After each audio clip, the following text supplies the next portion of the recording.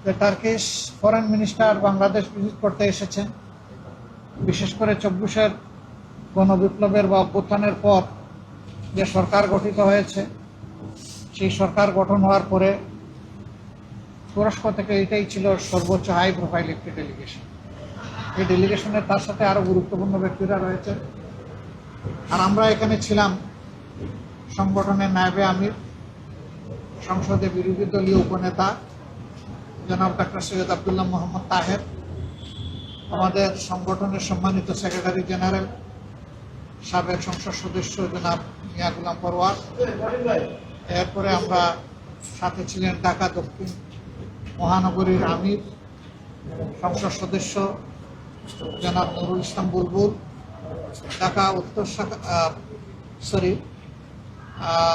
আমাদের assistant secretary general এবং সংসদে বিরোধী দলীয় হুইপ জনাব রফিকুল ইসলাম খান, ঢাকা মহানগরী উত্তরের আমির জনাব সেলিম উদ্দিন এবং আমাদের আরেকজন সংসদ সদস্য বাংলাদেশ জামাত ইসলামের আমিরের ফরেন অ্যাফেয়ার্স অ্যাডভাইজার জনাব মীর আহমদ বিন কাসেম আর মানিক।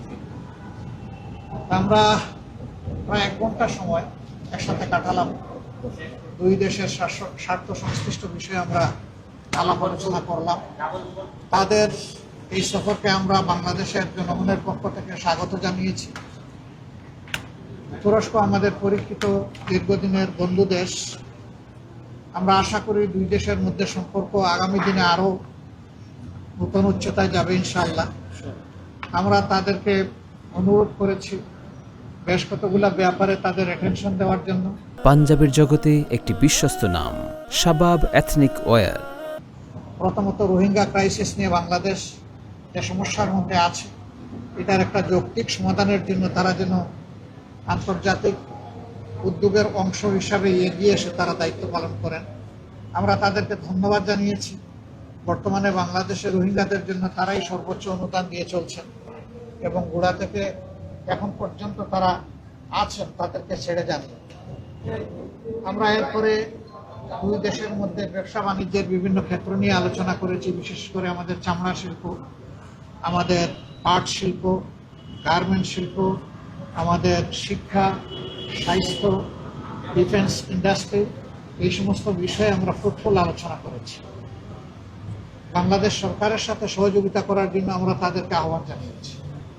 এট দ্য সেম টাইম বাংলাদেশে আইনের শাসন, অর্থনৈতিক ক্ষেত্রে সুশাসন, ব্যাংক বিমার ক্ষেত্রে নৈরাজ্য বন্ধ করা এবং বিচারে স্বচ্ছতা নিশ্চিত করা, এই সমস্ত বিষয়ে তাদের পক্ষ থেকে বন্ধু রাষ্ট্র হিসাবে করণীয় কিছু থাকলে সেইটাও তারা যাতে পালন করতে পারে, সেই ব্যাপারে আমরা তাদেরকে পরামর্শ দিয়েছি, অনুরোধ করেছি।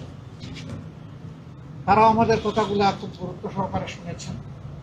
তুরস্কের সাথে আমাদের দীর্ঘদিনের এই বন্ধুত্ব বাংলাদেশে, আমরা প্রত্যাশা করি যে এটা দিন দিন সামনের দিকে আরও এগিয়ে যাবে এবং দুই দেশের একান্ত বন্ধু হিসাবে আরও নিকটে আসবে। আমরা পরস্পরের উন্নয়ন এবং অগ্রযাত্রার আমরা অংশীদার হব ইনশাআল্লাহ।